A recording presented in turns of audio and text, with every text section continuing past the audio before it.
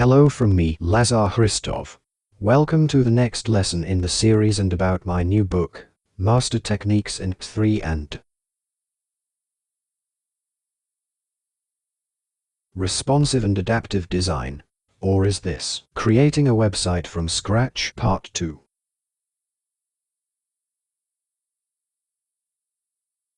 As you know,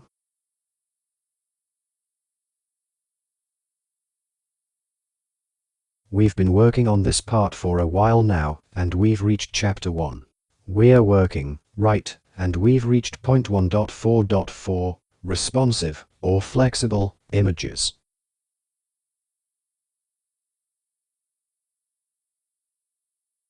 This is the next component of modern responsive design.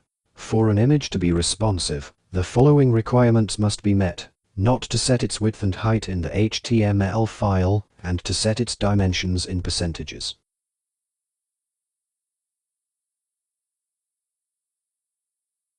There are two main ways here.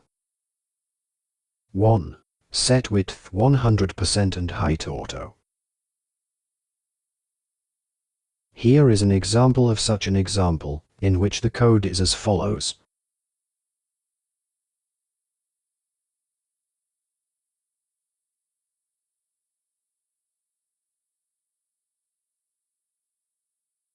Now, without styles, in the browser we will see the following, but when we set, for example this, you see how the image is stretched to the entire screen.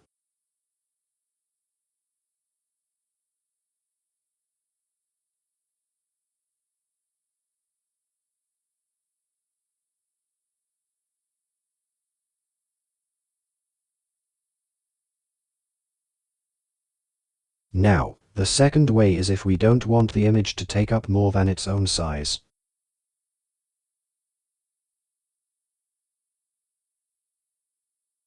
Then you set max width 100% and height auto. So, in one case width 100%, and in the other max width 100%.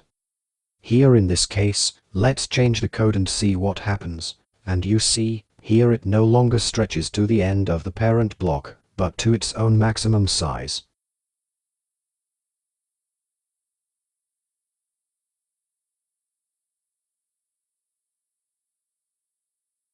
Here's an example how it will look on a Samsung Galaxy mobile phone, via the Developer Tools view in the Opera browser. These are the two easiest standard ways of specifying responsive images that have been used for a long time in CSS. In addition to using percentages, there are other, more modern ways to do this. But for them, following the YAP. That's all for this lesson. Best regards.